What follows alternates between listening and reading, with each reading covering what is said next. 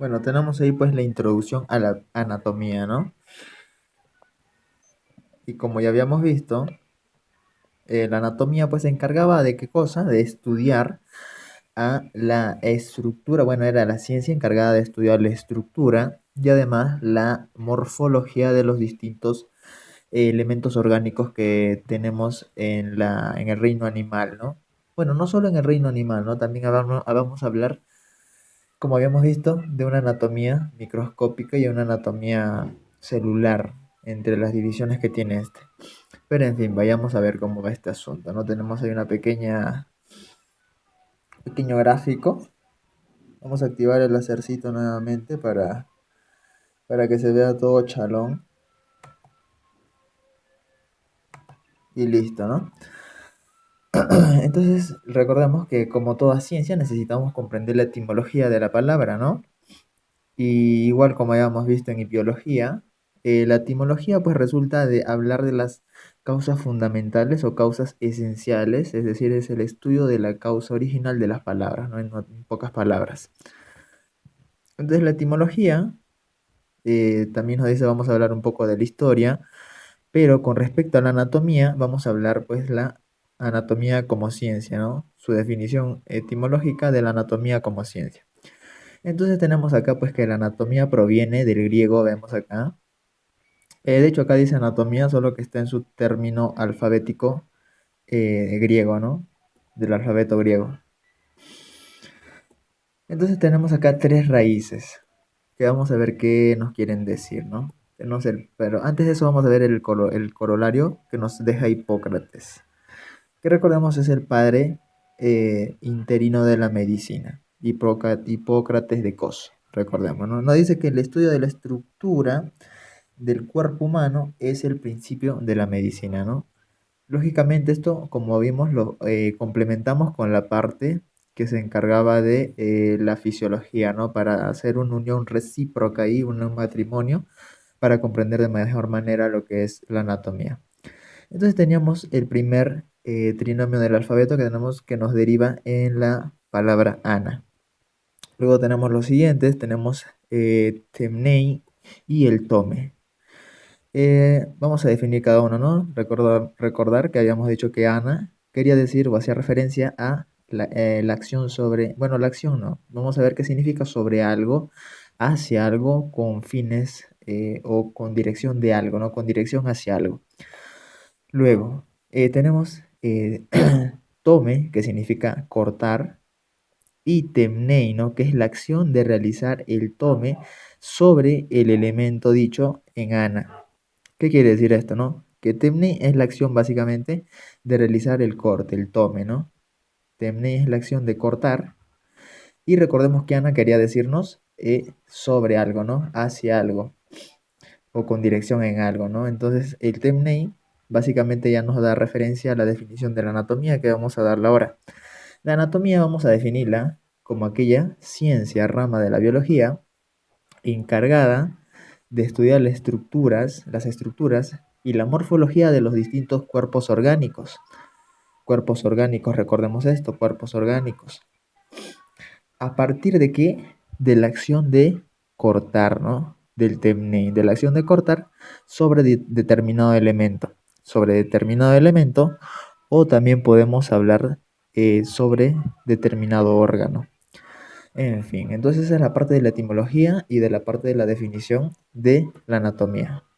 Luego tenemos aquí a Andrés Vesalio, que es padre pues de la anatomía moderna y que acá nos indica pues que dice que fue un anatomista flamenco, no el animal, ni tampoco hacía referencia pues a los españoles, sino más bien a que era propio del país eh, europeo Bélgica, y en el siglo XVI, ¿no? Nos hace referencia pues a los títulos de que ostentaba, era un médico investigador y además profesor de ciencias.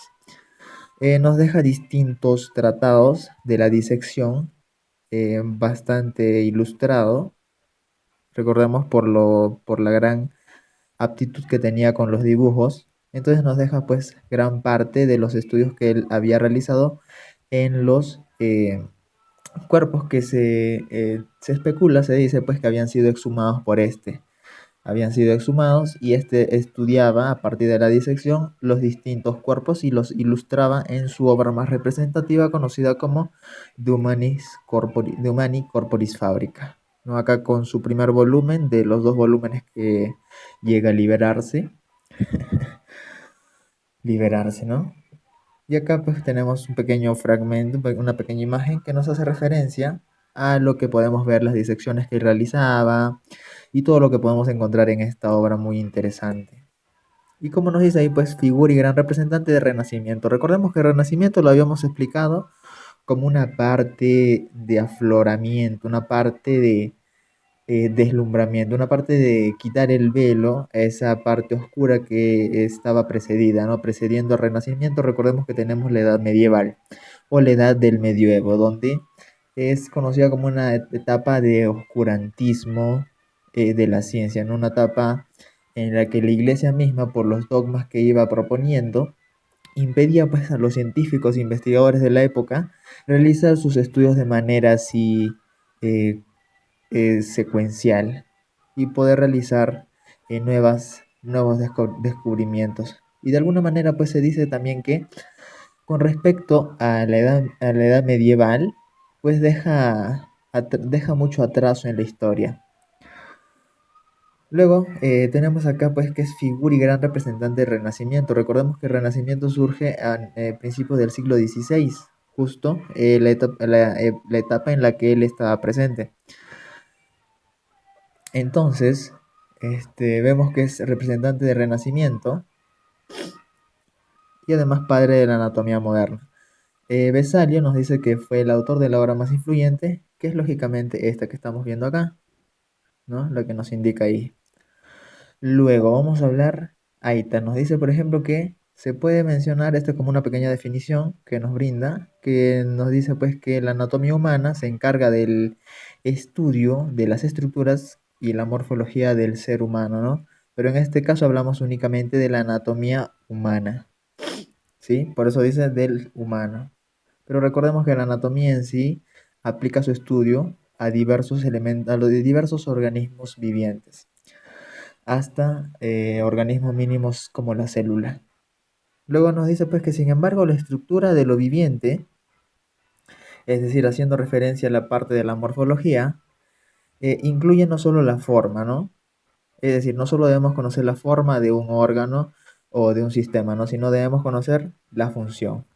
Entonces ya vamos a ir viendo por qué es tan importante esta unión que vemos acá, justo delante de la imagen del hombre de Vitruvio, realizado por Leonardo da Vinci, DiCaprio casi digo, eh, y además que acá nos hace referencia ya a la parte del donde se iban a unir la anatomía y la fisiología, ¿no? Formando la anatomía y fisiología que vamos a ver después, que hoy ya vimos, pero vamos a ver que se encargaba pues de unir estas dos ciencias de manera recíproca, complementaria para realizar pues una correcta comprensión del cuerpo y sus actividades. Precisamente como nos indica acá, ¿no? Tenemos la anatomía y la fisiología, y acá nos hace definición de la fisiología como la ciencia, que es rama de la biología, encargada de estudiar pues la actividad vital, dice, del organismo, ¿no? Como tal. Por ejemplo, les ponía como contexto conocer la estructura de un hígado, de un corazón. Sin embargo, pues comprender la actividad vital, hablaríamos de la fisiología, ¿no? En pocas palabras la definen muchos profesores como fisiofunción, ¿correcto? Ahora vemos un poquito de biología. Biología muy importante, ya sabemos por qué. Surge pues como base, como pilar de todas las partes de la rama de la salud, de la ciencia de la salud. Entonces nos dice pues que tiene una morfología y una fisiología, ¿no? Muy importante, una morfología y una fisiología. De entre tantas ramas que tiene la biología, que vamos a verla en el temario de biología, tenemos la morfología y la fisiología. Que recordemos, uno hace referencia, acá podemos darle la vuelta a morfo, formo, ¿no? Nos da referencia a las formas. El estudio de las formas, ¿no? Y fisio habíamos visto pues que nos hace referencia a la actividad vital de determinada forma que vamos a estudiar, es decir, en pocas palabras, la función. como ejemplo, les puse, recuerdan, el pez, ¿no? Para estudiar la morfología, recordemos que debemos comprender tanto la anatomía externa como interna, para ver qué relaciones hay entre dolencias de... Estamos poniendo acá como ejemplo el pez, ¿no? Sin embargo, el enfoque ya sabemos que va por los humanos, por los seres, por el hombre. Entonces, recordábamos aquí pues que la morfología estudiaba las partes, ¿no? Comprender que un pez, por ejemplo, tiene estructuras como las aletas, aletas que tienen distintos nombres, aletas caudales, dorsales, pectorales, tenemos entre distintas aletas, ¿no? Pélvicas, y además tiene también una estructura denominada, bueno, una estructura denominada opérculo, que tapa las branquias, etcétera, ¿no? Eso sería la parte de la morfología, la parte descriptiva. Sin embargo, para comprender la fisiología, vamos a hacer acá un pequeño, nuevamente el pequeño trazo para explicar dónde estamos. Que resulta que los peces tienen pues en las caras laterales, es decir, si lo vemos pues de costadito, recordemos que los peces tienen una estructura eh, lateral, bueno, ¿cómo es que se le denomina? Laterolateralmente aplanada, ¿no? Así como nosotros somos dorsoventralmente aplanados, pues estos son al revés, ¿no? Entonces tenemos que estos tienen en su parte, uno en sus costados, en las partes laterales, tienen una línea, ¿no? Que se resalta. Pueden verlo incluso ustedes si van a una laguna, un mar, un lago, van a ver los peces que están ahí. Tienen en su parte central, bueno, en la parte central no, en la parte que va de la siguiente manera, ¿no? Va caudalmente esta línea. ¿Cómo? Más o menos así. Una línea así que va bajando y que va formando así, una estructura más o menos así. Y listo, ¿no? Y eso es lo que corresponde a la línea conocida como línea lateral. Hasta ahí hemos comprendido la estructura de la línea lateral, ¿no? La estructuración como tal, ¿no? Que tiene una línea lateral, en fin. Pero no sabemos qué función tiene. Entonces aquí entra a tallar la fisiología para determinar qué actividad vital cumple esta línea. Si sirve o no sirve para algo. Entonces, la fisiología nos brinda pues la definición de la línea lateral, ¿no? Que nos dice que es una línea, precisamente que está en los lados, es decir, en los laterales, y que además tiene una capacidad sensorial, ¿no? Para detectar los peces que están cercanos y la dinámica que están realizando estos. En fin, esto es tema de ictiólogos. Pero, sin embargo, aquí ya nos van dando, miren, vamos a apuntar ahí.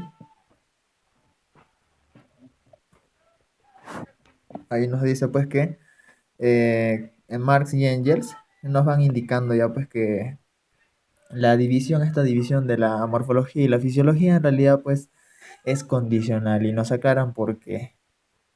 Nos dicen pues que los fenómenos morfológicos y fisiológicos, es decir, habla de la forma y la función, respectivamente hablando con la morfología y la fisiología, se consideran recíprocamente, no hay pimba, justo baja ahí lo recíproco que son. O lo que deberían ser, la morfología y la fisiología, ¿no? Para comprender que ambos constituyen el alfa y el omega, ¿no? El inicio y el fin, ¿no? Como dice el padre y el hijo de la medicina. Entonces todo esto lo que nos dice Marx y Engels lo complementa pues Walter en 1853 diciéndonos que la anatomía en alianza con la fisiología es la reina de la medicina. ¿Correcto? Luego tenemos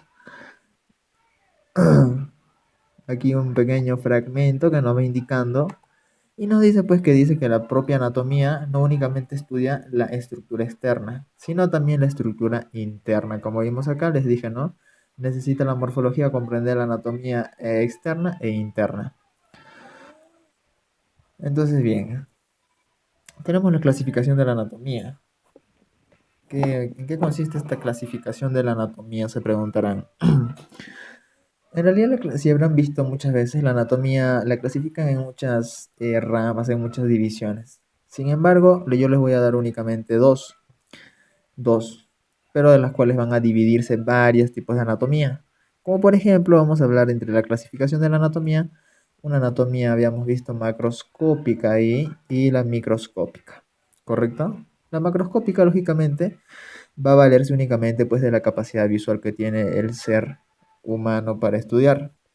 Y la microscópica nos va a hacer referencia al estudio que se va a realizar sobre el cuerpo, pero sobre estructuras que no pueden ser vistas eh, con la capacidad visual normal que nosotros poseemos. Y va a valerse de instrumentación de laboratorio, como por ejemplo microscopios, estereoscopios o la lupa.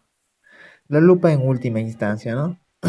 Entonces viene la anatomía macroscópica y microscópica. Recordemos que aquí había un límite, ¿no? Que nos decía que la anatomía microscópica iniciaba una vez que el elemento a estudiar era menor o su dimensión, su tamaño era menor a, a los 100 micrómetros. Entonces vamos a hablar primero de la anatomía microscópica. La anatomía microscópica, o también conocida como histológica, acá le falta la S, histológica, se subdivide en tres ramas. Vamos a ver que tiene una rama histológica propiamente dicha, que es la histología. Y como vemos, pues nos dice ahí que se apoya en la lupa y también en el uso del microscopio óptico compuesto, ¿no? Como vemos acá, microscopio óptico compuesto. Pero para entender un poquito esta histología vamos a ver esto, ¿no? Habíamos visto los distintos tipos de músculo que tenemos, que nos conforman. Tenemos músculo estriado cardíaco o músculo cardíaco, vamos a comenzar así. Luego músculo esquelético y músculo liso. Hasta ahí vamos comprendiendo la anatomía macroscópica, ¿no? El corazón tiene tres capas, recordemos, ¿no? Una capa externa, pericardio, con su, no, o epicardio, mejor dicho, con su pericardio visceral, parietal, en fin. Tiene una capa media, que es el miocardio, que es la parte muscular de la que les estoy hablando. Y tiene una parte más interna que es conocida como el endocardio, ¿no? Endo viene de dentro. Entonces este miocardio está compuesto pues por fibras musculares estriadas, ¿no? Pero tienen un carácter involuntario, ya que nosotros no tenemos pues la capacidad voluntaria de decidir de que nuestro corazón deje o no de latir, o que lata más rápido o que lata más lento. Y a nivel de la anatomía histológica propiamente, es que podemos analizar cómo son estas fibras musculares, ¿no? Y nos damos cuenta que tienen unas estrías. Vamos a ver. Tienen unas estriaciones, si podemos ver ahí. Esas estriaciones son debidas y se explican pues con la con la anatomía histológica propiamente dicha, como vamos a verlo en histología, debido pues a unas bandas que tienen, ¿no? Unas bandas A, unas bandas C, unas bandas Z, ¿no? Pero eso lo vamos a ver a mayor detalle en histología. Luego hablábamos del músculo estriado esquelético. Este músculo estriado esquelético es también estriado, ¿no? Ya vemos que tiene semejanza con la parte del músculo estriado cardíaco. Pero la diferencia radica en dónde se ubica cada uno. El músculo estriado cardíaco está en el corazón, ¿no? En la capa media, la parte muscular. La parte del músculo estriado esquelético, como le indica su nombre, es esquelético, ¿no? Está rodeando la mayor parte de todo el sistema esquelético, la parte del sistema locomotor. Son todos los músculos que nos están rodeando, por así decirlo, nos están envolviendo. Y tienen un carácter aquí muy interesante. Nos dicen pues que está constituido este músculo esquelético estriado o músculo estriado esquelético, constituido también por fibras de músculo, pero estriado. También posee estrías, y es debido pues a las bandas que les menciono que se observan a nivel histológico, ¿no? Pero la diferencia entre estos dos estriados, el cardíaco y el esquelético estriado, es pues que eh, uno es involuntario el corazón y el otro es voluntario, no presenta, obedece a la conciencia voluntaria. Es decir, por eso nosotros podemos realizar los movimientos de flexión, extensión, circunducción y los distintos movimientos que nos considera la anatomía que ya vamos a ver. Y finalmente tenemos el músculo liso, ¿no? Que se ubica en gran parte, recordemos, de el aparato digestivo. De hecho, también se encuentra también en las paredes de los vasos sanguíneos y entre otras estructuras también tenemos músculo liso. Pero básicamente para la explicación también aquí parte del aparato digestivo. Y este músculo liso tiene la característica de ser también involuntario, parecido a lo que es el músculo estriado-cardíaco. Y vamos a ver pues que es liso debido a que carece de estas estrías a nivel histológico, ¿no? Entonces ya vemos cómo esta anatomía microscópica tiene gran importancia. Además también pues vemos que hay diferencias entre los núcleos, etcétera. Y además también que debido a su carácter de ser involuntario, este músculo liso realiza y es el encargado de formar ese movimiento conocido como el peristaltismo a nivel del tubo digestivo y del sistema digestivo, que recordemos pues comienza desde la parte casi inicial del esófago, ¿no? Desde ahí comienza la peristalsis y termina pues hasta la parte final casi llegando al recto, casi llegando hasta la parte final de el, ¿cómo se le llama? El esfínter externo, ¿no? El esfínter anal externo. Luego tenemos la anatomía celular o citología, que es básicamente estudio pues de la biología celular, ¿no? Pero sin embargo aquí a mencionar unos datos es pues que la anatomía celular o citológica, bueno, o citología mejor dicho, comprende y usa el microscopio luminoso, que no es más que hablar del mismo microscopio óptico compuesto, pero además requiere del uso de la microscopía electrónica. Recordemos que la microscopía electrónica ya es un nivel más chalón, ¿no? Puedes ver cosas mucho más pequeñas, a nivel de nanómetros ya estamos hablando, ya no hablamos de micrómetros, ya no. Y pues esta anatomía celular o citología, ahí como vemos PIMB, una imagen de la célula, se va a encargar pues de estudiar los distintos elementos, ¿no? Que compone las células, los organelos, la membrana, etcétera, un montón de cosas.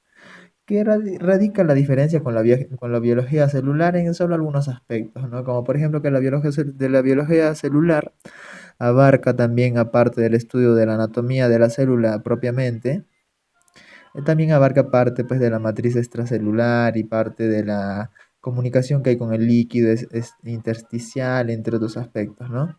En cambio, la citología únicamente se centra en la anatomía de la célula, como lo indica su nombre, ¿no?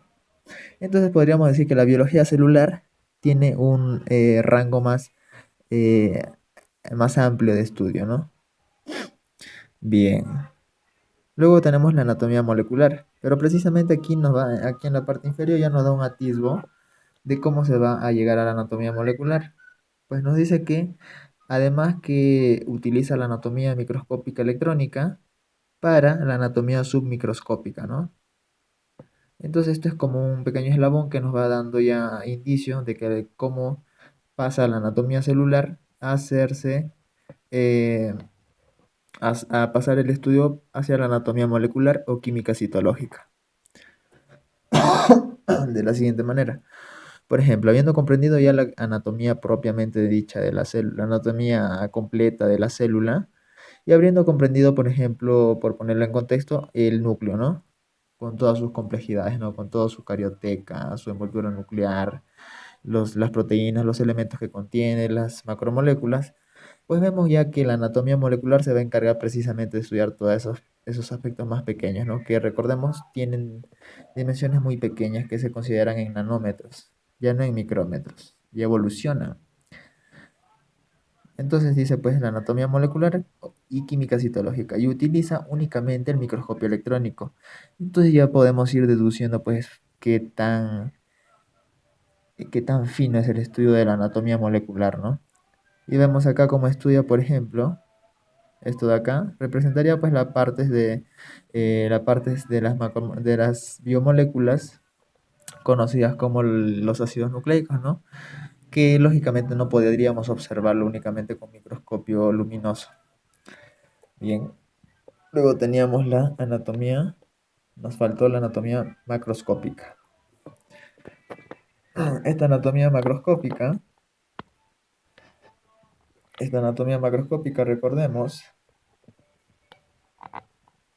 pues que se da ya a nivel de los órganos y sistemas, ¿no? Ya comprende la mayor parte de los tratados que se observan pues en las diferentes academias, en las universidades, etcétera.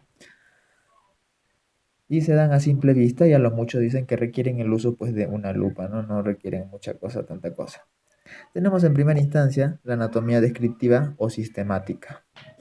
Esta anatomía descriptiva o sistemática nos va a ayudar a comprender, como lo indica su nombre, cada uno de los sistemas del cuerpo humano, ¿no? Desde la primera parte que se estudia en anatomía, como la parte del sistema óseo, la parte del aparato locomotor, hasta la parte respiratoria, ¿no? Y vamos a ir dándonos cuenta, pues, que cada uno de estos sistemas, comprendiéndolo en su totalidad, vamos a ir correlacionándolo con el siguiente sistema o aparato también, y así sucesivamente, ¿no? Y vamos a ir uniendo cada conocimiento para al final comprender al individuo en su totalidad, pero anatómicamente hablando. Luego de eso se encarga la anatomía sistemática o descriptiva, recordemos, ¿no? Por poner en contexto, ¿no? Por ejemplo, el aparato locomotor óseo, el sistema óseo, que abarca básicamente el sistema esquelético, pues nos brinda características peculiares, ¿no? Por ejemplo, como que los huesos representan la parte pasiva del movimiento, ¿no? Representan el elemento pasivo. ¿Qué quiere decir esto? Que los huesos no pueden moverse por sí solos. Necesitan la presencia de los músculos, de la musculatura, es decir, de un sistema muscular que lo recubra. Entonces, una vez que tenemos los músculos, ya podemos hablar pues de un sistema muscular que va a representar el elemento activo de los movimientos. Entonces, estos movimientos activos son denominados así, o mejor dicho, los músculos son conocidos como los elementos activos, ya que van a hacer un desgaste de energía mediante la utilización de distintas proteínas, ¿no? Para la contracción, por ejemplo, también la glucosa la utilizan para los movimientos, como los ejercicios o incluso elementos. Bueno, esto iría en otro rango. Entonces, más o menos de esta manera se entiende, ¿no? Luego tenemos también el aparato circulatorio y todos estos sistemas se van a estudiar por la anatomía sistemática. Digestivo tenemos, recordemos acá también hay que mencionar que el circulatorio, de hecho anteriormente, tenía mucha correlación con el sistema linfático, que pues más actualmente se le llega a separar porque el sistema linfático pues tenía sus propias complejidades, ¿no? Y sinuosidades. En fin, entonces el sistema circulatorio pues abarca la parte del corazón, la parte de como bomba impelente general, ¿no? Y los vasos sanguíneos, que son las arterias, las venas y los capilares. Y precisamente entre estos vasos que les mencionaba, había un intermedio entre estos vasos que eran conocidos como los vasos linfáticos, ¿no? Que corresponden al sistema linfático. Y por eso son considerados los vasos linfáticos como eh, el tercer tipo de vasos de... no recuerdo ahorita, pero tenía un nombre. Ahí está, el tercer sistema de vasos del cuerpo humano. Luego, pues así comprendemos los distintos sistemas para finalmente no, en realidad nos falta mucho, para continuar con la anatomía conocida como topográfica o regional. Y como lo indica el nombre de esta anatomía, nos hace referencia pues a la anatomía que separa el cuerpo en regiones topográficas. Básicamente es eso. Separa el cuerpo en regiones topográficas y además em, va a requerir de la comprensión totalizadora de la anatomía sistemática. Porque, recordemos, por ejemplo, acá tenemos una de las primeras divisiones topográficas que se realiza a nivel del abdomen, ¿no? Para realizar la topografía del abdomen.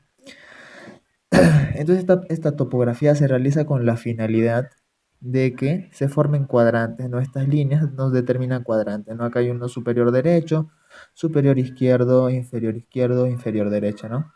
Sin embargo, esta no es hay otro tipo de topografía que lo vamos a explicar quizá en otra ocasión, donde tenemos los 9 cuadrantes, ¿no? Que abarcan el hipocondrio derecho, el hipocondrio izquierdo.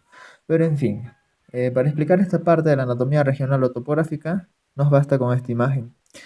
Y podemos mencionar pues que estudia estos cuadrantes para comprender qué órganos tenemos a nivel de tal cuadrante. Por ejemplo, si nos refieren en alguna dolencia, muchas veces los médicos se refieren pues a las dolencias digamos, de la parte derecha, ¿no? Del hipocondrio derecho, como se le denomina esta parte, pues lo relacionan ya lógicamente con la parte hepática, ¿no? Con el cuadrante superior derecho. Entonces la anatomía regional o topográfica básicamente hace eso, ¿no? Hacernos comprender los elementos que se encuentran en determinado cuadrante topográfico para así saber pues que cuando se nos presenta un paciente con alguna dolencia, saber qué órganos se encuentran a nivel de donde él nos esté indicando. Por ejemplo, en esta parte que estoy señalando se le conoce en la actualidad, así pueden buscar en la topografía actual de abdominal, como fosa ilíaca derecha. En esta fosa ilíaca derecha está incluido lo que es pues la parte del apéndice, eh, no, la parte, claro, la parte del apéndice, la parte final del apéndice, y también el ciego, ¿no? El ciego, que es la parte que no tiene fin ni inicio del intestino grueso, ¿no? La parte secal que le dicen. También encontramos el apéndice secal, anteriormente llamado así, pero actualmente pues se le dice de manera correcta apéndice cólico, ¿no? Pero esos son temitas que vamos a ver más adelante. Luego, les mencionaba que a nivel de esta parte, conocida como la fosa ilíaca derecha, en la topografía actual, encontrábamos el apéndice, ¿no? Entonces, por ejemplo, la anatomía regional nos puede ayudar a comprender que una dolencia a nivel de esta parte de la fosa ilíaca, y además que presenta una irradiación hacia la zona lumbar, nos podría dar un indicio de que la persona podría estar sufriendo una apendicitis temprana, ¿no? Y eso nos conllevaría al siguiente nivel, que es la anatomía conocida como clínica. Esta anatomía clínica, lo que va a ser su misión, es decir, para qué está encargado, para qué está diseñado, es para comprender tanto la anatomía descriptiva y sistemática, la anatomía regional o topográfica, pero con la finalidad de brindar un diagnóstico correcto, como también un pronóstico correcto. Por ejemplo, habiendo comprendido esto de la anatomía topográfica, podemos deducir, ¿no? Ya que la anatomía clínica va a llegar a determinar que esta dolencia pues la podría diagnosticar como una apendicitis prematura, ¿no? Una apendicitis que recién está comenzando. O si ya el dolor ha migrado demasiado, pues sería una apendicitis avanzada. Luego tenemos la anatomía palpatoria, hemos visto también. Ahí vemos la anatomía palpatoria. Y básicamente pues ya su nombre ya nos dice a lo que quiere ir, a palpar, ¿no? A partir de los tocamientos. Pues resulta que esta anatomía palpatoria también va a requerir de la comprensión muy temas, ¿no? Para, mediante mediante la palpación más que todo, ya que vamos a ver que hay percusión también, pero esto no interviene aquí mucho. Aquí únicamente interviene pues el uso de las manos para comprender y determinar si algún, por ejemplo, aquí está tocando parte muscular del omóplato, para determinar, por ejemplo, si hay contracción muscular o si algún hueso está fuera de lugar, si hay una protrusión anómala, etcétera.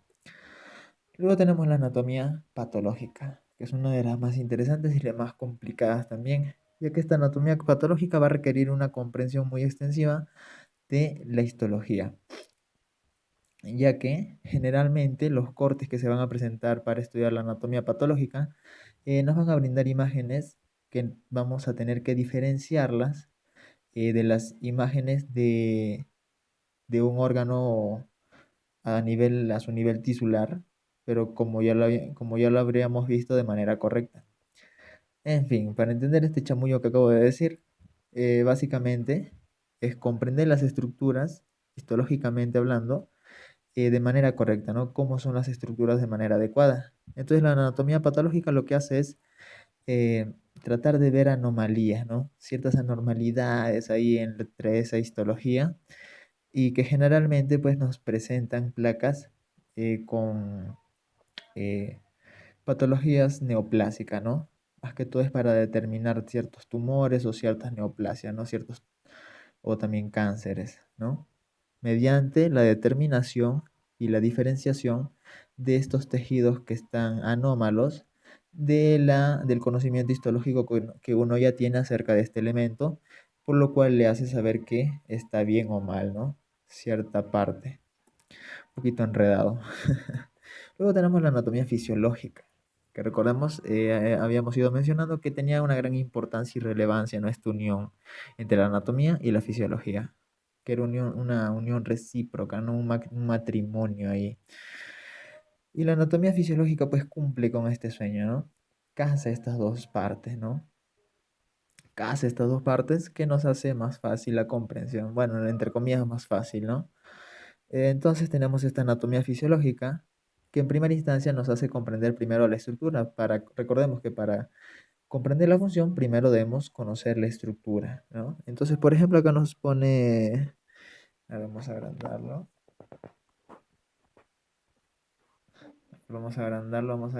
ahí. Por ejemplo, ahí nos deja pues una parte, a ver dónde está, ahí está, del riñón, ¿no? Que correspondería a la nefrona o nefrono, que es la unidad estructural y funcional de los riñones. Luego, no sé si se ve bien acá, pero esta es la nefrona, todo esto de acá, y nos apunta únicamente esta partecita que nos la agranda, que es todo esto, y esto nos hace referencia al corpúsculo renal, ¿no? O corpúsculo de Malpighi, que es el que se ve generalmente en los cortes histológicos longitudinales de riñón. Entonces, esta anatomía fisiológica nos hace comprender esto, vean. Por ejemplo, comprendemos pues que estos corpúsculos renales, que se encuentran en bastante cantidad a nivel de la corteza renal, tienen elementos, ¿no? Ahí vamos estudiando la estructura, la morfología, las partes, ¿no? Tiene, por ejemplo, un glomérulo o penacho renal también. Y tiene también una arteriola aferente y una arteriola eferente, además de una cápsula que la cubre, denominada como cápsula de Bowman, constituida por una capa de epitelio plano, ¿no? Entonces hasta ahí sería comprender un poco de la anatomía microscópica, pero de la parte macroscópica, ¿no? Del riñón. Entonces, es decir, esta anatomía fisiológica aplica también un tanto de anatomía microscópica. Y hasta ahí comprendimos pues las estructuras, ¿no? Pero luego nos deviene ya la pregunta, ¿y qué función va a cumplir todo este entramado que has enseñado? Pues lógicamente va a cumplir la función del filtrado de la sangre que se realiza a este nivel para posteriormente pasar por otros dos procesos más de reabsorción y de secreción y finalmente nos brinda la orina, ¿no? Y entonces esta es la parte de la función de la actividad vital. Entonces precisamente como nos indica ahí, nos dice pues es la relación, la anatomía fisiológica que vemos ahí, nos dice pues que es la relación entre la anatomía como ciencia descriptiva. Recordemos que la anatomía surge en la Grecia antigua como una ciencia descriptiva, ¿no? ¿Qué quiere decir esto? Que únicamente se limitaba pues a observar los fenómenos, digamos, los animales ya deshechos o cuerpos de algunos individuos ya muertos, y únicamente pues se limitaban a describir, ¿no? Lo que estaban viendo, ellos lo describían, lo dibujaban, etcétera.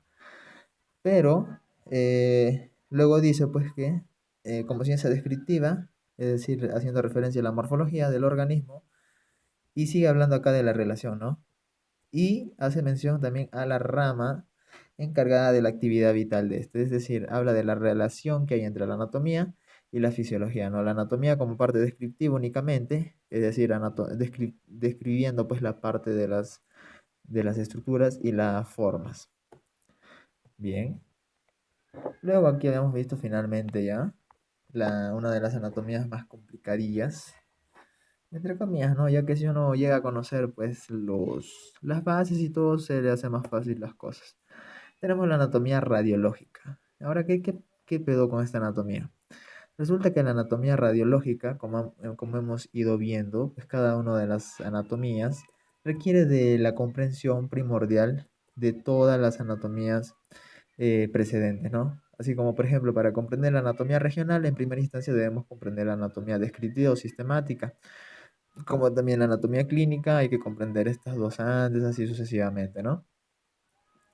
Pero luego viene ya la parte más elevada, la anatomía radiológica, que surge pues como parte de los avances tecnológicos en la medicina y que nos brinda pues un gran aporte, ¿no?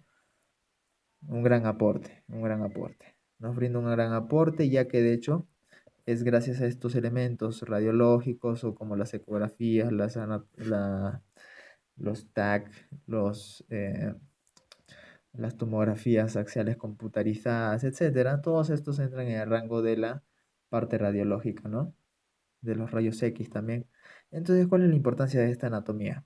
Pues resulta pues que debemos comprender en primera instancia la parte de los sistemas y además también comprender la parte de la topografía para comprender la anatomía radiológica, que por cierto, debido a la tecnología con la que fue creada esta anatomía, pues nos brinda la capacidad de hacer el estudio en el ser humano vivo por primera vez. Ya que recordemos antes, se tenía que esperar a que la persona esté muerta para recién realizar pues una determinada autopsia y comprender así hacer algunos estudios, ¿no? Entonces esta ciencia, esta anatomía radiológica, esta rama, mejor dicho, pues ya nos brinda, nos rompe todos los esquemas y nos brinda el estudio de la persona en estado vivo. Entonces podemos ver las estructuras, ¿no? Y además también nos hace comprender que debemos pues conocer tanto la anatomía topográfica como sistemática porque eh, no vamos a encontrarnos únicamente con un sistema en determinado lugar. ¿Qué quiere decir esto? Por ejemplo, recordemos que hay distintos sistemas, ¿no? Pero aquí vemos la presencia de un sistema ya, sistema respiratorio, ¿no? Tenemos la tráquea, sus bronquios y sus bronquios secundarios, que nos van a determinar los lóbulos, es decir, los bronquios lobares, y pues al final y al cabo nos brindan el pulmón, ¿no? Como estudio, por ejemplo, en los rayos X para los pacientes teresianos, ¿no? Se le pide mucho este tipo de placas. Entonces hasta ahí comprendemos un sistema, ¿correcto? Pero aquí vemos un espacio, el cual nos está brindado por el corazón, en la parte del mediastino, ¿no? Del mediastino específicamente hablamos del mediastino inferior, el mediastino medio, ¿no? De la parte inferior. Tenemos aquí el corazón, pertenece a un aparato, recordemos, circulatorio. Luego tenemos pues acá huesos, también las costillas, hablamos ya de un sistema esquelético y así sucesivamente, ¿no? Y debemos comprender qué órganos están en determinada parte topográfica, como también comprender eh, en las relaciones que hay, ¿no? Por eso requiere el conocimiento arduo de las anatomías que hemos visto pues, anteriormente. Entonces es la anatomía radiológica básicamente, ¿no? Ahí nos falta la anatomía comparada. La anatomía comparada lo que hace es pues comparar, ¿no? Lógicamente. La anatomía comparada se define pues como aquella subdivisión de la anatomía macroscópica encargada de lo que es hacer las respectivas analogías y diferencias de los órganos y elementos que componen los cuerpos de los distintos animales, ¿no? Es decir, hace comparaciones como por ejemplo entre el hombre, el caballo, el murciélago. Y aquí, por ejemplo, vemos las comparaciones de los miembros, ¿no? Muchas veces hay huesos que se repiten.